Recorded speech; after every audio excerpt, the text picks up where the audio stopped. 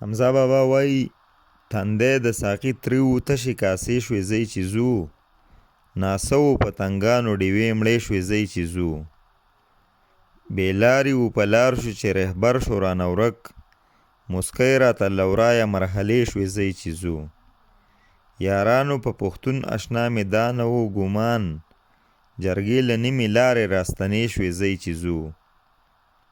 شاید غرور یې مات که دا زمونږ بلانوشۍ رندانو د ساقي چې سترګې سرې شوې ځئ چې ځو محفل ته رقیبان یې په خپل ځای راواستول اوس جوړې نورې تماشې شوې ځئ چې ځو تل ستوري رهبري کړي پکې کم دي غلچکي جوپو تیارې له پاسه راخورې شوې ځئ چې ځو